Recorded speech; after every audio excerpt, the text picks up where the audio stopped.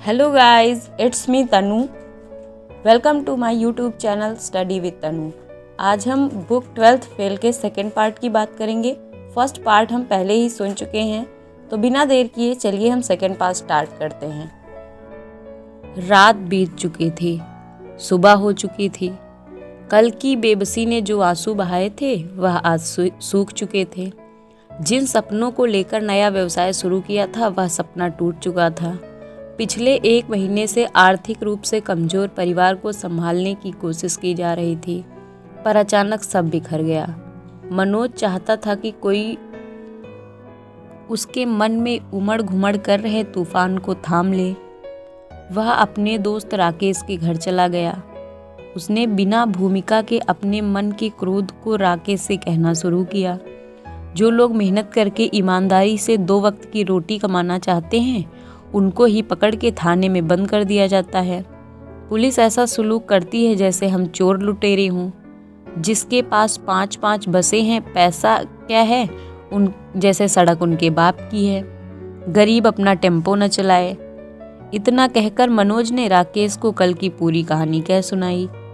राकेश ने मनोज को अधिक गंभीर होते देखा तो वह माहौल को हल्का करने की कोशिश करने लगा। कोई नई बात बता, जे तो सब जानते हैं। आज तेरे साथ घट गई तो तू परेशान हो रहो। रोज जई लड़ाई झगड़े हैं, गरीब ऐसे पिसत रहो है। मनोज के मन का विद्रोह और बढ़ गया। पर ये तो गलत है ना, जो ईमानदारी से मेहनत से अपना कमा रहा है उसे क्यों सताया जाए। राकेश ने जीवन का व्यवसायिक ज्ञान सपाट तरीके से मनोज को देने की कोशिश की। मनोज इसीलिए आदमी मेहनत करतो, अपने मोड़ो मोड़ियन को पढ़ावत, नेता पुलिस से दोस्ती करतो। तुम्हारे पास पैसा होते तो थानेदार के मुंह पे मारते।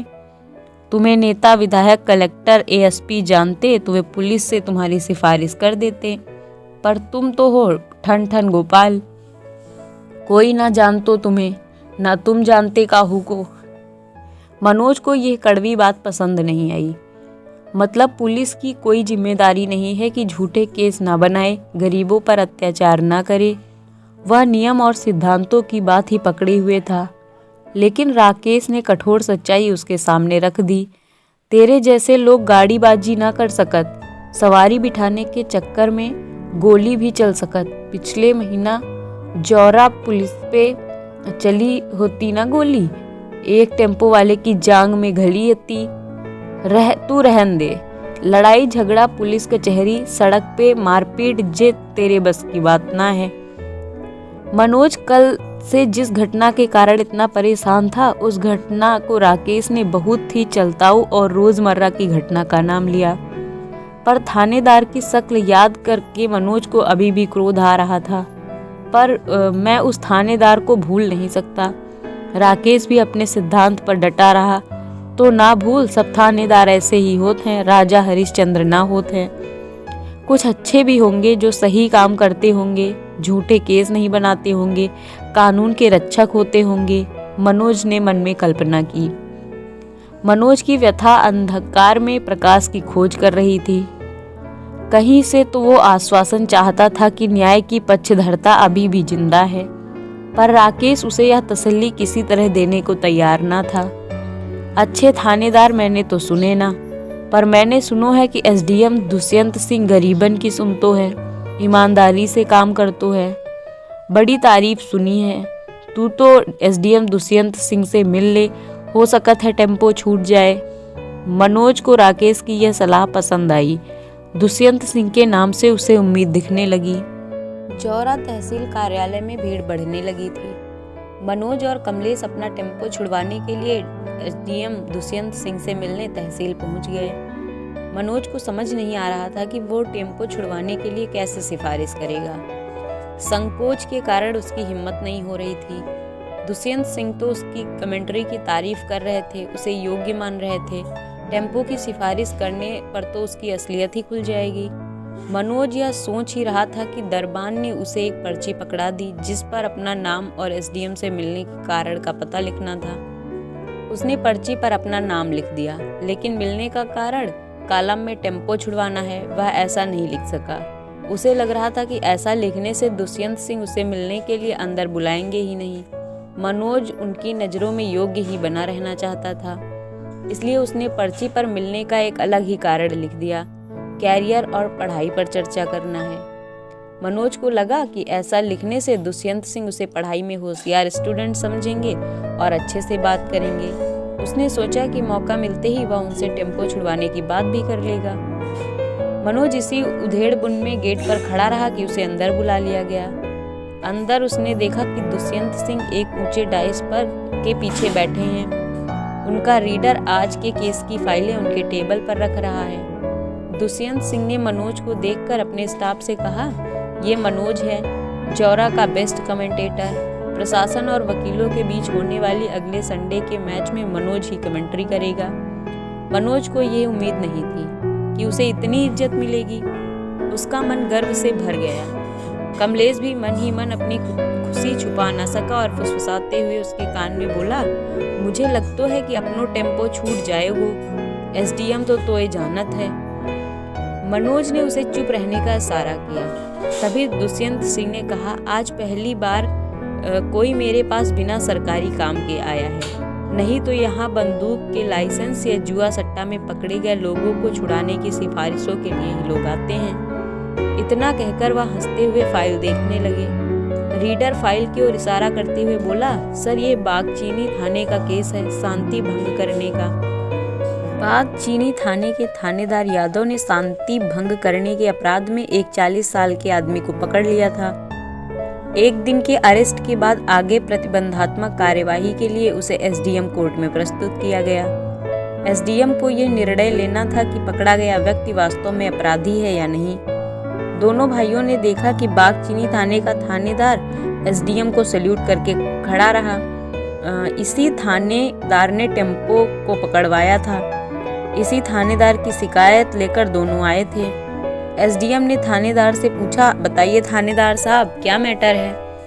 थानेदार ने कहना शुरू किया, सर मुलजिम मुकेश ने कल अपने मोहल्ले में अपने पड़ोसी नरेश के घर के सामने देसी कट्टे से 2 फायर किए। पुलिस चाहती है कि लोग शांति भंग करने वाले मुकेश को जेल भेज दिया जाए। कोई गवाह है तुम्हारे पास? एसडीएम ने थानेदार से पूछा। जी सर। इतना कहकर थानेदार ने गवाह को बुलाया। गवाह को देखकर दोनों भाई चौंक गए। कमलेश ने मनोज से कहा, जे तो वही है दिनेश है जो टेम्पो से एक्सीडेंट की झूठी शिकायत की थी। अब मैं समझो, जे आदमी थानेदार का पालतू कुत्तो है, झूठी गवाही देके केस बनावत, मतलब आज का केस भी झूठो है। मुकेश बुरो फंसो। थानेदार तो अब मुकेश को जेल पहुंचा के मानूगा। आरोपी मुकेश पर दोनों को दया आने लगी। दिनेश ने एसडीएम के सामने अपनी रटी रटाई गवाही दे दी। सर मैं शाम को मजदूरी करके साइकिल पर जा रहा था, तभी मैंने देखा कि इस आदमी ने एक घर के सामने देसी कट्टे से फायर कर दिया। मनोज की इच्छा हुई कि वह एसडीएम से कह दे कि ये गवाह झूठा है और मक्कार है, इसका काम ही झूठी गवाही देना है। थानेदार भी बहुत बेईमान और लालची है, झूठे केस में लोगों को फंसाता है, पर वह कुछ नहीं कह पाया।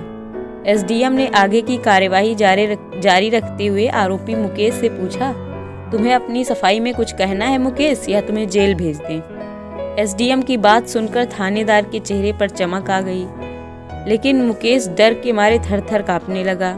घबराए हुए मुकेश ने हाथ जोड़कर निवेदन किया, सर मैंने कोई अपराध नहीं किया है, मेरी पत्नी और मेरी बेटी से पूछ लीजिए। एक औरत और 17-18 साल की लड़की भी कमरे में गई थी। औरत ने रोते हुए कहा, हुजूर ये बिल्कुल निर्दोष हैं। वो तो नरेश ने धमकी दी थी कि इन्हें जेल भिजवा के दम लेगा। साल भर के पहले नरेश को 10,000 रुपए उधार दिए थे, कई बार मांगने पर भी उसने वापस नहीं किए। अब पुलिस में फंसा दिए हमें। मनोज को इस केस में अपना केस नजर आने लगा, जिससे बाहर निकलने के लिए कोई रास्ता थानेदार ने नहीं छोड़ा था। औरत की बात सुनकर एसडीएम ने गवाह से पूछताछ शुरू की। गवाह दिनेश, थोड़ा आगे आ जाओ, तुम्हारी शक्ल ठीक से नहीं दिख रही। दिनेश ने अपनी पतली शुतुरमुर्ग जैसी झुकी हुई गर्दन ऊंची की, पर उसकी आंखें एसडीएम से नहीं मिल पा रही थी। उन्होंने कठोरता से पूछा, गर्दन ऊपर करके जवाब दो। महीने में कितने घरों में चोरी करते हो? दिनेश के चेहरे पर पसीना छलक आया। कुछ देर पहले निश्चिंत खड़ा थानेदार भी अब असहज महसूस करने लगा। मनोज को समझ नहीं आया कि एसडीएम केवल शक्ल देखकर दिनेश की असलियत कैसे जान गए। उनकी तीक्ष्ण बुद्धि और आदमी की पहचान पर मनोज को आश्चर्य हुआ। मुकेश की तरफ इशारा करते हुए एसडीएम ने दिनेश से पूछा, कहाँ गोली चलाई थी इसने? सर, नरेश के घर पर, दिनेश ने कहा। क्या तुम नरेश को पहले से जानते थे? एसडीएम ने पूछा। नहीं हुजूर, दिनेश ने जवाब दिया। फिर तुम्हें कैसे पता कि वह नरेश का ही घर है? दुष्यंत सिंह ने दिनेश से पूछा। इस प्रश्न से दिनेश तथा थानेदार दोनों घबरा गए। थानेदार के पास भी कुछ कहने को नहीं था। दुष्यंत सिंह के सवालों के चक्रव्यूह में झूठा गवाह दिनेश फंस गया। उसकी कलई खुल गई। मनोज को अब सच्चाई जीतती हुई दिख रही थी। थानेदार की बेईमानी और षड्यंत्र पराजित होता हुआ दिख रहा था। दुष्यंत सिंह ने अब थानेदार से कहा, यादव जी, आप भी जानते हैं और मैं भी जानता हूँ, ये आपके द्वारा रचा गया झूठा केस है। इस गवाह ने कोई भी घटना होते हुए नहीं देखी, ये झूठ बोल रहा है। इतना सुनते ही मनोज की इच्छा हुई कि खड़े होकर तालियां बजा दे। आज एक ईमानदार सरकारी तंत्र ने एक बेईमानी सरकारी तंत्र को कटघरे में खड़ा कर दिया था। टेम्पो पकड़े जाने के बाद से उसके मन में यही बात चल रही थी कि गरीबों और कमजोरों का कौन रक्षक होगा। यदि किसी के पास पुलिस को देने के लिए पैसा नहीं है तो उसे कभी भी थाने में बंद कर दिया जाएगा। आज दुष्यंत सिंह ने गरीबों पर होने वाले अत्याचार को एक झटके में खत्म कर दिया। कोई तो है जो ढाल बनकर सच्चाई के पक्ष में झूठ के विरुद्ध खड़ा है। दुष्यंत सिंह ने अपने रीडर को आर्डर लिखवाया, केस समाप्त किया जाए। मुकेश ने कोई अपराध नहीं किया, उसे छोड़ा जाए। इस गवाही पर झूठी गवाही का केस चलाने के लिए पुलिस को निर्देश दिया जाता है।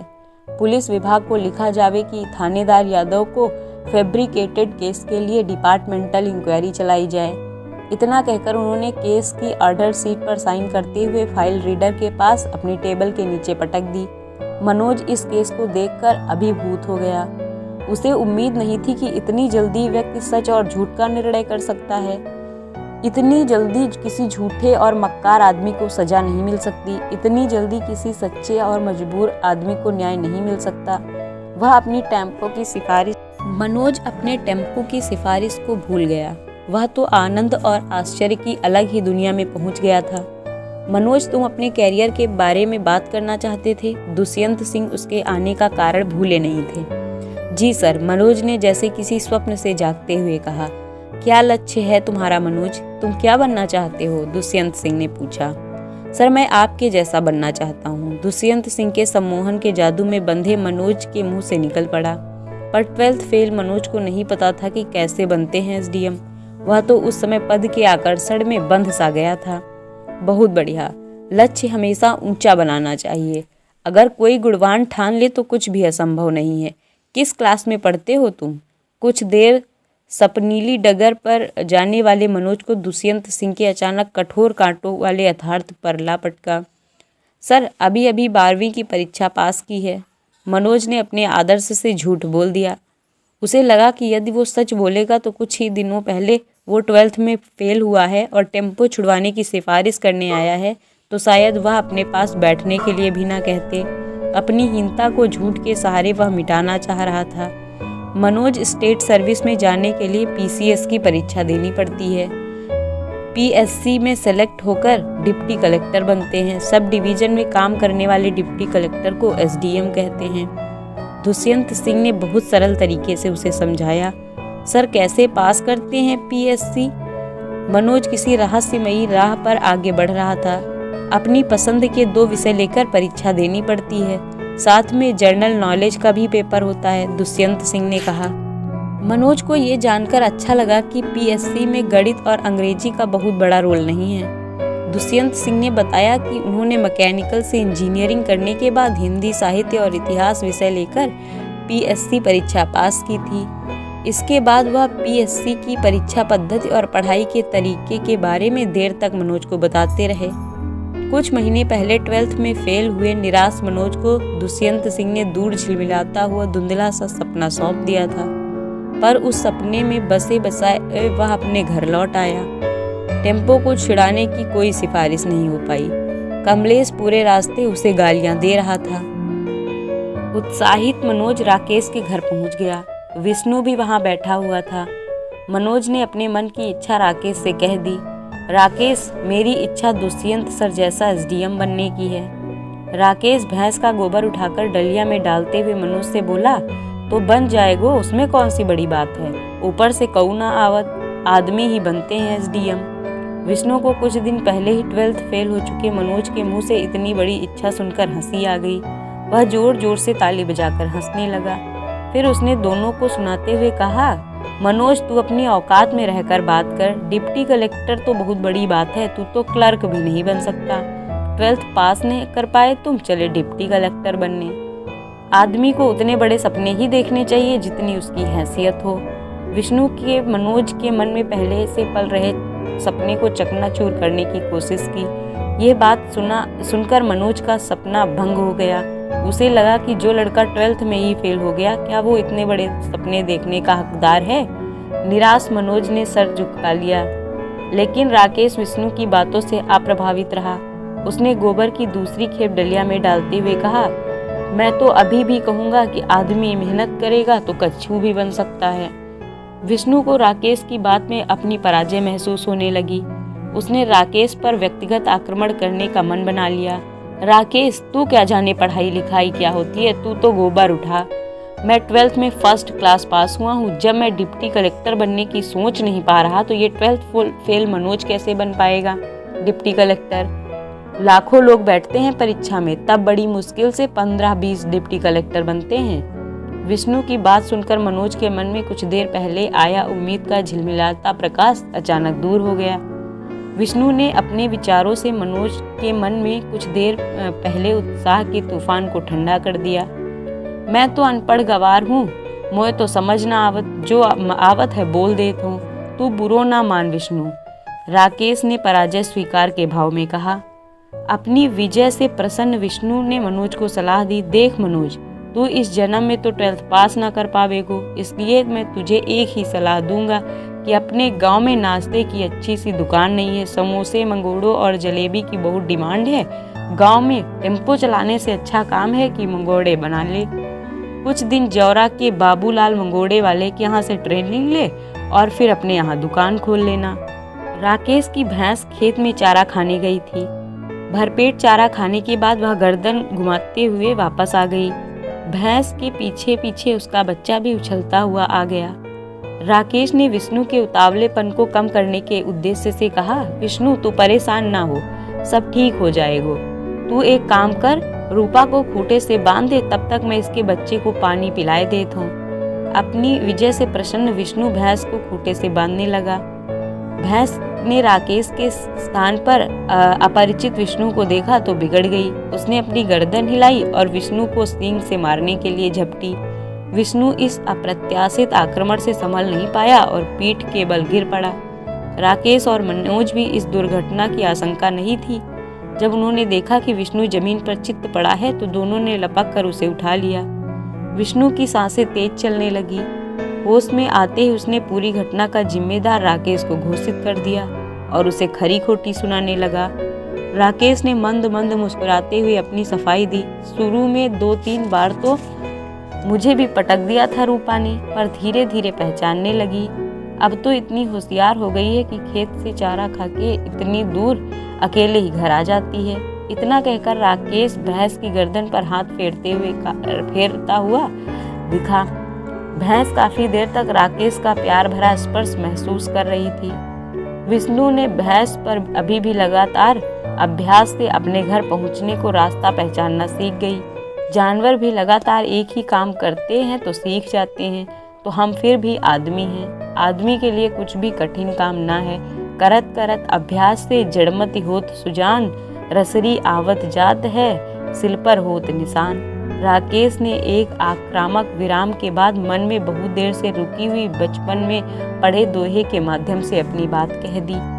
विष्णु को उम्मीद नहीं थी कि अनपढ़ राकेश भैंस के उदाहरण से पढ़ाई और सफलता के सिद्धांत की बात समझाएगा। मनोज के मन में छाई निराशा के बीच एक उम्मीद फिर से फूट पड़ी। वह घर चला गया। रात भर छत पर लेटा हुआ सुदूर सपनों में खोया रहा। जून, गर्मी और उसमें उमस भरे दिन थे। मनोज के हाथ में थैला लटकाए रिश्ते के एक चाचा मूलचंद के साथ ग्वालियर की सड़क पर चला जा रहा था। दोपहर की चिलचिलाती धूप में वह पसीने से तरबतर हो गया, लेकिन उसका मन आशा से भरा है। मूलचंद चाचा अपने साले त्रिलोकी के कमरे पर पहुंच गए। चाचा ने त्रिलोकी से कहा, त्रिलोकी, मनोज MBA कॉलेज से BA करेगा, तुम इसका एडमिशन करवा देना। त्रिलोकी MLB कॉलेज में BA सेकेंड ईयर का स्टूडेंट था। उसे आश्वासन दिया, जीजा जी आप चिंता मत करो, मनोज को मैं अपने साथ ही रख लूँगा और उसका एडमिशन भी करा दूंगा। त्रिलोकी की बात से संतुष्ट होकर मूलचंद वापस चले गए।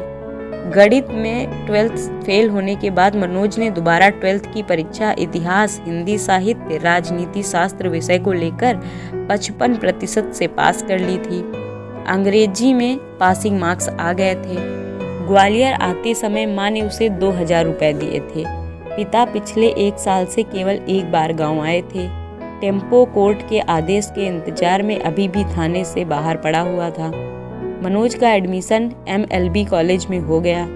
कॉलेज अलचेश्वर मंदिर से के पास अंग्रेजों के ज़माने में एक भव्य बिल्डिंग में स्थित था।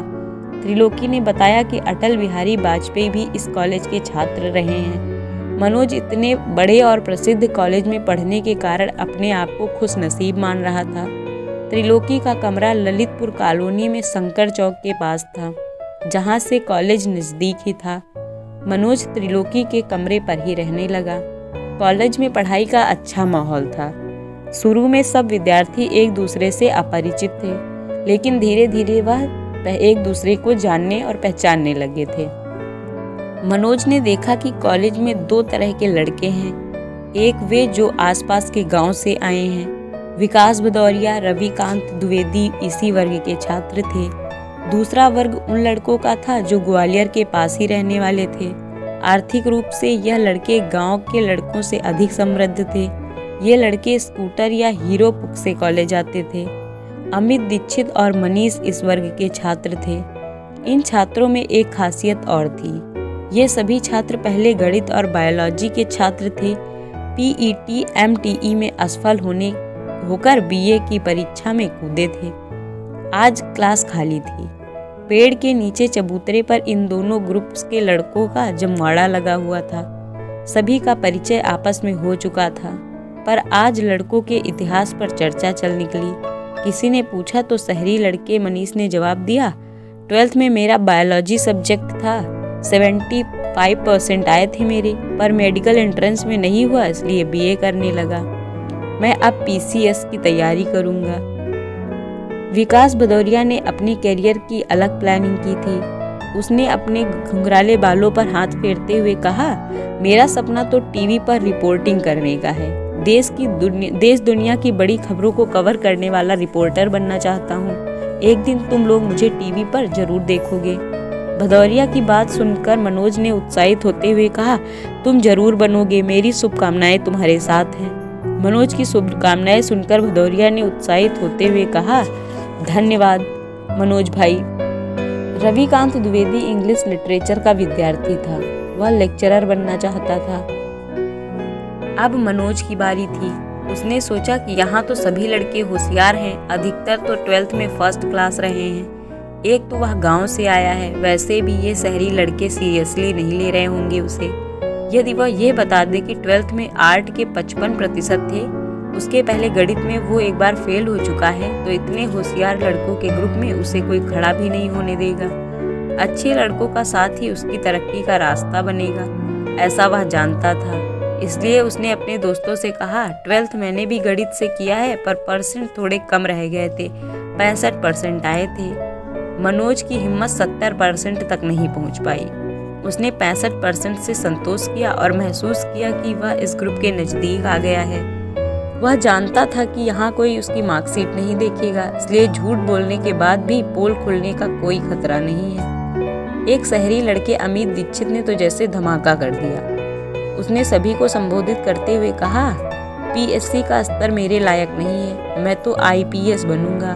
मेरी पर्सनैलिटी पर तो पुलिस की वर्दी ही सूट करती है। रोमांच चाहता हूँ मैं अपनी लाइफ में। सब लड़के आश्चर्य से अमित का चेहरा देखने लगे। वहाँ खड़े लड़के लड़कों को अमित का भविष्य का वर्दी पहनने वाला पुलिस कप्तान नजर आने लगा। मनोज अमित की बात सुनकर बहुत प्रभावित हुआ। तभी किसी भारी लड़के की आवाज सुनाई दी, आप लोग क्लास के वक्त यहाँ क्यों बात कर रहे हैं? सामने कॉलेज के प्रिंसिपल गोविंद प्रसाद शर्मा खड़े हुए थे। उनके शब्द कोमल किंतु भारी थे। जब कोई लड़का अपनी जगह से हिला डुला नहीं और उसके डर के मारे आवाज नहीं निकली तो भदौरिया ने हिम्मत की, सर आज पॉलिटिकल साइंस के सर छुट्टी पर हैं, इसलिए उनका पीरियड खाली है। प्रिंसिपल सर जानते थे कि लड़के यदि इस तरह खुले मैदान में पेड़ के नीचे चर्चा करते रहेंगे तो कॉलेज में जो क्लास चल रही हैं उन पर भी व्यवधान होगा तथा इन लड़कों को भी फ्री में गप्पे लगाने का मौका मिल जाएगा। इसलिए प्रिंसिपल सर इस आदत को विकसित नहीं होने देना चाहते थे। उन्होंने कहा, आप लोग क्लासरूम में चलिए, मैं आता हूँ। क्लास में पहुंचकर मनोज ग्रुप के सबसे स्मार्ट और सबसे महत्वाकांक्षी लड़के अमित के साथ बैठ गया। उसकी इच्छा अमित से दोस्ती करने की होने लगी, लेकिन अमित ने गांव से आए दुबले पतले मनोज से मित्रता करने में ज्यादा रुचि नहीं दिखाई। वह मनोज के पास से उठा और शहरी लड़के मनीष के पास जाकर बैठ गया। मनोज उसके इस व्यवहार से मन महसूस कर रह गया। प्रिंसिपल सर ने क्लास में आकर बातों में समय बर्बाद नहीं किया और लड़कों को सीधे पढ़ाना शुरू किया। पहला प्रश्न किया, क्या आप लोगों में से कोई मार्क्सवाद के बारे में कुछ जानता है? सब चुप। गणित और बायोलॉजी में 12th पास लड़कों को मार्क्सवाद के बारे में कुछ नहीं पता था। कुछ देर पूर्व IPS बनने की इच्छा रखने वाले अमित दीक्षित भी मार्क्सवाद के बारे में कुछ नहीं जानता था। पूरी क्लास में सन्नाटा छा गया। मनोज ने मार्क्सवाद के बारे में 12th में राजनीति विज्ञान में पढ़ा था। मार्क्सवाद के बारे में प्रिंसिपल सर को बताकर न केवल वह क्लास की नज़र में बल्कि प्रिंसिपल सर की नज़र में भी अपनी योग्यता साबित कर सकता था। उसके लिए ये अच्छा मौका था। उसने हिम्मत करके अपना हाथ खड़ा किया तो प्रिंसिपल सर ने कहा, चलो, इतनी बड़ी क्लास में कोई तो है जो मार्क्सवाद के बारे में कुछ जानता है। क्या नाम है तुम्हारा? मनोज ने प्रिंसिपल सर के साथ साथ पूरी क्लास को अपना नाम बताया, मनोज कुमार शर्मा। प्रिंसिपल सर ने कहा, बहुत बढ़िया मनोज, बताओ क्या जानते हो तुम मार्क्सवाद के बारे में? मनोज ने बताया, सर दुनिया में अमीर और गरीब दो वर्ग हैं। अमीर वर्ग अपने लालच के लिए गरीब वर्ग का शोषण करता है, इसलिए गरीब वर्ग को अपने अधिकार अमीरों से छीन लेना चाहिए। यही कार्ल मार्क्स कहते हैं। उसे जितना और जैसा भी याद था वह बता दिया। प्रिंसिपल सर ने कहा, दोस्तों, मैं यहाँ अमीर वर्ग को पूंजीपति और गरीब वर्ग को सर्वहारा कहा गया है। वेरी गुड मनोज, बैठ जाओ। इसके बाद प्रिंसिपल सर ने आधा घंटा मार्क्सवाद पर लेक्चर दिया। मनोज मंत्रमुग्ध सा सुनता रहा। घंटी बजने पर क्लास समाप्त हो गई। रविकांत द्विवेदी और भदौरिया ने उसे आज की उपलब्धि पर बधाई दी। भदौरिया ने मजाक में कहा, मनोज यार, मुझे तो लगता है हम अलग अलग गांव से आने वाले लड़के सर्वहारा वर्ग के हैं और ग्वालियर के मूल निवासी स्कूटर मोटरसाइकिल से आने वाले स्मार्ट लड़के पूंजीपति वर्ग के हैं। आज तुमने क्लास में सर्वहारा वर्ग की नाक ऊंची कर दी। भदौरिया द्वारा की गई इस तारीफ से मनोज का चेहरा खुशी से चमकने लगा। ग्वालियर में मनोज के शुरुआती महीने स्थायित्व खोजने में बीत रहे थे। फीस और किताबों के बाद उसके घर से लाए पैसे भी खत्म होने लगे। 3 महीने उसे त्रिलोकी के साथ रहते हुए हो गए थे। त्रिलोकी के कमरे में उसका एक रूम पार्टनर केशव भी रहता था, इसलिए उस कमरे में 2 की जगह 3 लोग हो गए। एक कमरे में 3 लोगों के रहने से त्रिलोकी को कोई कष्ट नहीं था, लेकिन उसके रूम पार्टनर केशव के विचार इतने सुलझे हुए नहीं थे। त्रिलोकी का रिश्तेदार होने के कारण केशव मनोज से अलग कमरा लेने के लिए सीधे सीधे नहीं कह पा रहा था, लेकिन वह चाहता था कि मनोज कहीं दूसरी जगह कमरा देख ले। केशव BSc कर रहा था। वह ज़्यादातर समय किताब हाथ में लिए ही बैठा रहता था। BSc करने के कारण वह BA करने वाले मनोज को पढ़ाई में कमज़ोर मानता था। एक दिन केशव ने मनोज से कह ही दिया, मनोज, तुम अपने लिए जल्दी अलग कमरा देख लो। 3 लोगों के एक कमरे में रहने से मेरी पढ़ाई डिस्टर्ब होती है। मनोज ने केशव को आश्वासन दिया कि वह जल्द ही कमरे से निकल जाएगा और किराए पर नया कमरा ले लेगा। लेकिन जब त्रिलोकी को इस बात का पता चला तो उसने केशव को आड़े हाथों लिया। केशव, 3 लोग आराम से रह तो रहे हैं कमरे में। मनोज ग्वालियर में नया है, इसलिए पहले साल तो ये मेरे साथ ही रहेगा। त्रिलोकी ने मनोज को अपनी जिम्मेदारी मानते हुए केशव से स्पष्ट कह दिया। त्रिलोकी के निर्णय में विरोध में केशव कुछ नहीं कह पाया, लेकिन वह मनोज से चिढ़ने लगा। एक सुबह त्रिलोकी किसी काम से अपने गांव चला गया। मनोज कॉलेज से आया तो कमरे में अकेला रह गया। कॉलेज में एक पीरियड खाली था। मनोज और रविकांत द्विवेदी ग्राउंड में एक बेंच पर बैठकर इंग्लिश विषय के बीए में चुनने को लेकर चर्चा कर रहे थे। रविकांत ने इंग्लिश के लाभ गिनाने शुरू किए। मनोज, आजकल इंग्लिश के बिना कुछ भी नहीं हो सकता, इंग्लिश बहुत जरूरी है। मनोज इंग्लिश के नाम से ही घबराता था। उसने प्रतिवाद किया, लेकिन पीएससी में तो इंग्लिश की बहुत ज़्यादा ज़रूरत नहीं पड़ती है। रविकांत ने दृढ़ता से कहा, पर जिंदगी में तो पड़ती है। और किसने कहा कि तुम पीएससी में सिलेक्ट ही हो जाओगे? अगर पीएससी में नहीं हुए तो हिंदी का झुंझुना तुम्हारा पेट नहीं भर पाएगा। इंग्लिश आपके लिए नौकरी के कई ऑप्शन खोल देती है। आप ट्यूशन पढ़ा सकते हैं। किसी भी स्कूल कॉलेज में इंग्लिश पढ़ाने वाले लोगों की डिमांड ज़्यादा होती है। मनोज ने जब ये यथार्थ सुना तो वो घबरा गया। उसने पीएससी में सिलेक्ट न हो पाने की बाद की परिस्थिति पर विचार नहीं किया था। रविकांत ने कहना जारी रखा, भाई मनोज, पहले ही आर्ट से अनुपयोगी सब्जेक्ट लेकर गलती कर चुके हो। इन सब्जेक्ट के दम पर मार्केट में 4 पैसे भी नहीं कमा सकते।